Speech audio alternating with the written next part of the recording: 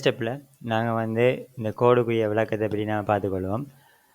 அதில் உங்களுக்கு தெரியும், இல்லை வந்து நாங்கள் இப்போ எங்களோட server.ts அதாவது சோர்ஸில் server.ts இந்த ஃபைலான் வந்து எங்களுக்கு ரெஸ்பான்சிபிளாக இருக்குது அந்த HTTP சேவரை க்ரியேட் பண்ணி இப்போ உங்களுக்கு ஒரு ரெஸ்பான்ஸ் அனுப்புறதுக்கு. இல்லை நீங்கள் பார்த்தீங்கன்னா இல்லை பாருங்க, இல்லை இம்போர்ட் ஏன ஸ்டார் அதாவது இம்போர்ட் all as HTTP இப்படி தான் கொடுக்கணும். சரி, ஃப்ரம் HTTP இது வந்து பார்த்தீங்கன்னா HTTP என்ன வந்து Node.jsல காணப்படுற காமன் மாடியூல். அதில் இருக்க எல்லா விஷயத்தையுமே நாங்கள் என்ன all as HTTP நாங்கள் எடுக்கிறோம்.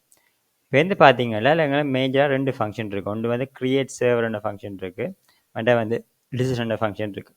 சரி, ஸோ இந்த போர்ட் நம்பர் அதுக்கு மேலே வரும்போது நாங்கள் என்ன நடக்குதுன்னு பார்ப்போம். ஸோ நீங்கள் பார்த்தீங்கன்னா HTTP ஆப்ஜெக்ட் நாங்கள் உருவாக்கினாங்க.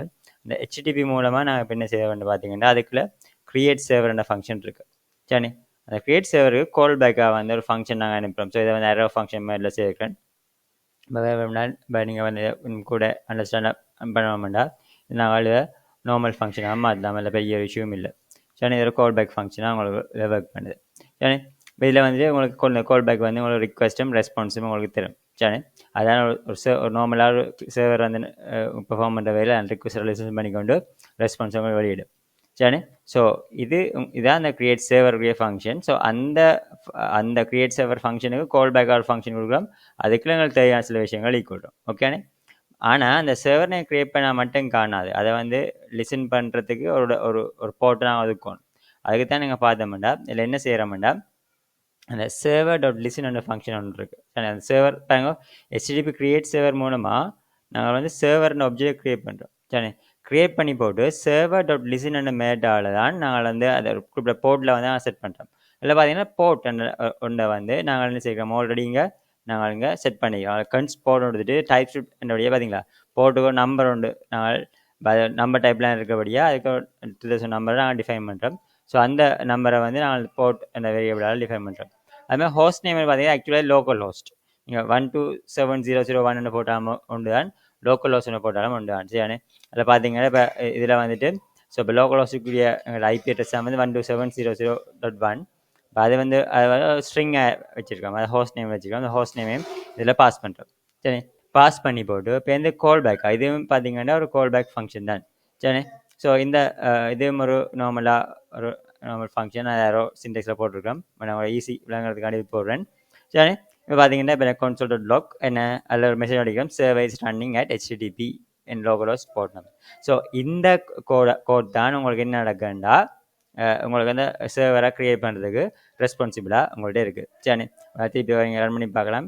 ஒன் டே பிளான் இப்போ ட்ரெடிஷனல் மெத்தட் பில் பண்ணி ரன் பண்ணி காட்டுறேன். அதை பார்த்தீங்கன்னா அதனால் NPM என்னது ரன் பில்ட் அண்ட் கொடுத்துக்கணும், அப்புறம் NPM ஸ்டார்ட்னு கொடுக்கணும். சரி, ஸோ அந்த கமாண்ட் நீங்கள் பார்த்தீங்கன்னா இப்போ NPM இப்போ ரன் பில்ட் ஓகே, பிறகு அங்கால NPM ஸ்டார்ட் அண்ட் கொடுத்தீங்கன்னா வேறு சொன்ன இல்லையானா உங்களுக்கு என்ன செய்யும், அது ஒர்க் பண்ணும். சரி, கண்ட்ரோலை கிளிக் பண்ணா உங்களுக்கு என்ன செய்யும், இப்போ உங்களுக்கு வந்து அந்த மெசேஜ் வந்து இப்போ உங்களுக்கு வருது. ஓகே, சரி, இப்போ நாங்கள் இதை நாங்கள் விளங்கி கொண்டு நாங்கள் சரியானே. இப்போ நீங்கள் பார்த்தீங்க என்றால் நான் வந்து இப்போ அடுத்த கோடையும் உங்களுக்கு நான் விளங்கப்படுத்துகிறேன். சரி, இப்போ இதில் பார்த்தீங்கன்னா எங்களுக்கு நாங்கள் இன்னும் ஒரு வேர்ஷன் ஆஃப் கோடையும் வச்சுருக்கேன். வேணுமெண்டா அந்த கோடையும் நாங்கள் உங்களுக்கு போட்டுக்கிறோம். இதுவும் சேம் ரெஸ்பான்ஸ் தான், ஒரு சேஞ்சஸ் இருக்குது. இந்த பாருங்க, இந்த கோடை முதல்ல நான் வந்து வெளியில் பாருங்க இந்த server.tsலேயே இதை பார்த்தீங்கன்னா இப்போ இதை பாருங்க. ஸோ இந்த கோடை நான் போடுறேன்டா, அதுக்கு இப்போ என்ன வித்தியாசம் பண்ணி பாருங்க, முதல் கோடுக்கும் இதுக்கும் அது ரெண்டு சேஞ்சஸ் தான் இல்லை பாருங்க. இதில் வந்து பார்த்தா இந்த இம்போர்ட்டுக்கு பயிலாக என்ன செய்கிறோம், இதை கொண்டு வரோம். ஸோ இந்த லைன் ஆஃப் கோடிங்க வருது. ஸோ இது தேவையில்லை. சரி, இந்த லைன் தேவையில்லை. மிச்சம் எல்லாம் பார்த்தீங்கன்னா இதில் என்ன இந்த சர்வர் கோடை பாருங்க, இந்த சர்வர் கோட் தான் இங்கே. சரியானே, இது தேவையில்லை, உங்களுக்கு சர்வர் லிசன் என்னதே தேவையில்லை. ஓகே, ஸோ இதில் நீங்கள் பார்க்குற சேஞ்சஸ் பார்த்தீங்கன்னா முதல் தனியாக இம்போர்ட் all as HTTP இருந்தால் இப்போ எக்ஸ்ட்ராவாக நாங்கள் incoming message and server response என்ற 2 விஷயத்தை HTTPலேருந்து கொண்டு வரோம். சரி, ஸோ இதே அப்படி கொண்டு வர்றோம். இப்போ பார்த்தீங்கன்னா 4-5 லைன்லேயும் சேஞ்சஸ் இல்லை. அது மாதிரி இந்த என்ன எங்களோட இந்த 13 இந்த லைன்லேயும் சேஞ்ச் இல்லை. இதுலேயே நீங்கள் பார்க்க சேஞ்சஸ்னால் நீங்கள் இதுதான் வேறு எல்லாம் பார்த்தீங்கன்னா இந்த 3 லைன்லேயும் ஒரு சேஞ்ச் ஒன்றும் இல்லை. இங்கே என்ன இங்கே வந்து பார்த்தீங்கன்னா உங்களுக்கு ரிக்வஸ்ட், இன்கமிங் மெசேஜ், ஒரு ஒரு டைப் பண்ண போட்டிருக்கோம். அதே மாதிரி ரெஸ்பான்ஸுக்கும் சர்வர் ரெஸ்பான்ஸ் டைப் போட்டிருக்கோம். இன்கமிங் மெசேஜை கிளிக் பண்ணி பார்த்தீங்களா அது வந்து உங்களுக்கு ஒரு இன்கமிங் மெசேஜ் ஒரு கிளாஸுக்குள்ள வந்து அது போயிருக்கு. எக்ஸ்டென்ஸ் ஸ்ட்ரீம் ரீடபிள்ன்ற ஒரு விஷயத்துக்கு வந்திருக்கு பார்த்தீங்கன்னா. அது மாதிரி இப்போ என்ன சர்வர் ரெஸ்பான்ஸ்ன்ற கொண்டு போனீங்கன்னா பாருங்க அதுவும் என்ன அதுவும் உங்களுக்கு ஒரு இதுக்குள்ள போகுது. ஸோ நான் டைப் ஸ்கிரிப்டில் ஒர்க் பண்ணிக்கல சரியா அப்போ டைப்ஸை போட்டால் தான் எங்களுக்கு என்னவா இருக்கும் உங்களுக்கு ஒர்க் பண்ணுற சோமா இருக்கும். ஸோ அதெல்லாம் இந்த டைப்ஸை வந்து இங்கே கொண்டு வரோம். அதாவது ரிக்வஸ்ட் பார்த்தீங்கன்னா இன்கமிங் மெசேஜ் தானே அதான் இன்கமிங் மெசேஜ்ன்ற ஒரு டைப்பை நாங்கள் அதுக்கு ரிக்வஸ்ட்டுக்கு போட்டிருக்கோம். ரெஸ்பான்ஸ் வந்து ஒரு சேவர் ரெஸ்பான்ஸ் பண்ணுது அதனால் சேவர் ரெஸ்பான்ஸ்ன்ற ஒரு டைப்பை அதுக்கு அட்டாச் பண்ணியிருக்கோம் சரி. ஸோ இதையும் பார்த்தீங்கன்னா பார்ப்போம் நான் இதுலேயும் இந்த கோடை போட்டோட ரிசல்ட் சேஞ்ச் ஒன்று பார்ப்போம் வேணுமெண்டா என்ன இதை சின்ன சேஞ்ச் ஹலோ வேர்ல்டு அப்படி சின்ன சேஞ்ச் செஞ்சு போட்டு இதே நீங்கள் பார்த்தீங்கன்னா லைன் செய்ய போட்டு இப்போ ஏன் திருப்பியும் என்ன செய்கிறேன் நான் இப்போ இதை ஸ்டாப் பண்ணி போட்டு இப்போ எஸ் இப்போ இது வந்து இப்போ என்ன இப்போ என்பிஎம் ஸ்டார்ட் சரி அது மாதிரி சாரி இப்போ இதுல என்ன நான் ஆல்ரெடி பில் பண்ணி தான் செய்யணும் சரி கிளியர் பண்ணுறேன். அது எங்கள் அடிப்பா நான் என்பிஎன் ரன் டெவ் வேண்டிய கொடுப்பேன். என்பிஎன் ரன் டெவண்டு கொடுத்துனேன்டா அது இப்போ மோட் பண்ணல டெவன் தானே ஓகே சரி. இப்போ எங்களுக்கு சர்வஸ் ஸ்டார்ட் ஆகிக்கொண்டிருக்கு பார்த்தீங்களா ஓகே வந்துட்டு இந்த மெசேஜ் வந்துட்டு.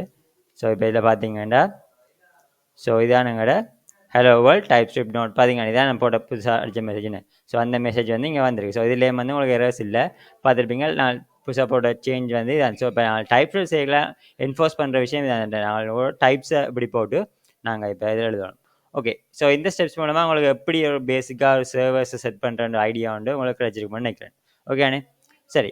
இப்போ இதோட நான் அடுத்த ஒரு விஷயம் பார்ப்போம். இப்போ என்பிஎன் ரன் டெவை பற்றி இப்போ பார்த்துனாங்க. இப்போ என்பிஎன் ரன் டெவ் வந்து எப்படி ஒர்க் பண்ண பற்றி இப்போ பார்ப்போம்.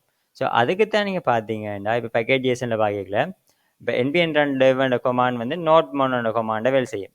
ஸோ நோட் மோனில் என்ன ஃபைல் சேஞ்சஸ் நடந்தாலும் என்ன செய்யும் அதை பார்த்து அதுக்கு மாதிரி சர்வரை செஞ்சோலும். நான் பார்த்தீங்கன்னா நோட் மோன் டாட் ஜேசன் என்ற இந்த ஒரு கான்ஃபிக் ஃபைலும் எழுதிக்கலாம். அதில் ஒரு கான்ஃபிகரேஷனை கொடுத்துருக்கோம் பார்த்தீங்கன்னா இந்த வாட்ச் என்ற கொமாண்ட் இருக்குது தானே வாட்ச் கொமாண்ட் வந்து என்ன செய்யலாம் சோர்ஸ் அதாவது நீங்கள் சோர்ஸ் பேக்கேஜில் இந்த சோர்ஸ் ஃபோல்டருக்குள்ள என்ன சேஞ்சஸ் நடந்தாலும் அதை வாட்ச் பண்ணிக்கொண்டே இருக்கும். அதான் வாட்ச் பண்ண சொல்கிறோம்.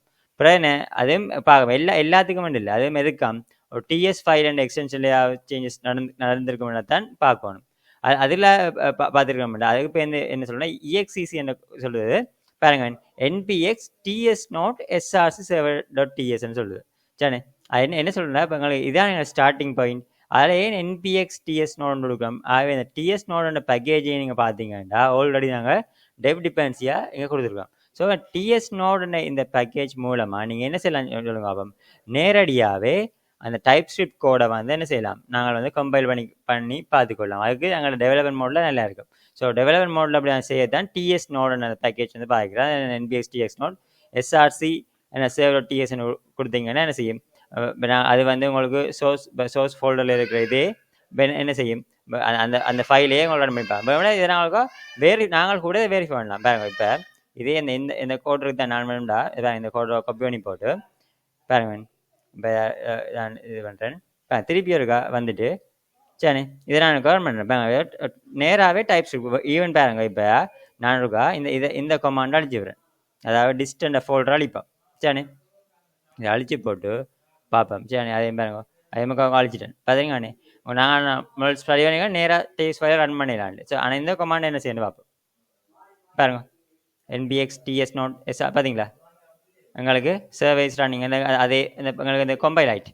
ஆகவே இது இல்லாமல் நீங்கள் நேராகவே டைப் ஸ்கிரிப்டை வந்து எக்ஸிக்யூட் பண்ணுறதுக்கு என்ன டிஎஸ் நோட இந்த பேக்கேஜ் மூலமாக நீங்கள் எக்ஸிக்யூட் பண்ணிக்கொள்ளலாம் சரி. அதை நீங்கள் கண்ட்ரோல் கிளிக் பண்ணி பார்த்தா சேம் அதே ரிசல்ட் தான் சரி. ஆனால் இது எதுக்கு யூஸ் பண்ணலாமா நீங்கள் டெவலப்மெண்ட் டைமில் இந்த கொமாண்டை நீங்கள் யூஸ் பண்ணிக்கொள்ளலாம் சரி. ஸோ இப்போ இந்த வீடியோ மூலமாக உங்களுக்கு இதை பற்றிய தெளிவான விளக்கம் இந்த டாக்குமெண்ட்டில் உங்களுக்கு கிடைச்சிருக்கும்போது நான் நினைக்கிறேன். ஸோ இந்த டாக்குமெண்ட்டை நீங்கள் ரெஃபர் பண்ணிக்கொண்டு நீங்கள் இந்த வீடியோஸையும் பார்த்து செய்யல உங்களுக்கு சரியான விளக்கம் எப்படி ஒரு பேசிக்கான HTTP சர்வரை நீங்கள் செட் பண்ணுறபடி நீங்கள் தெரிஞ்சு கொள்வீங்க. தேங்க்யூ.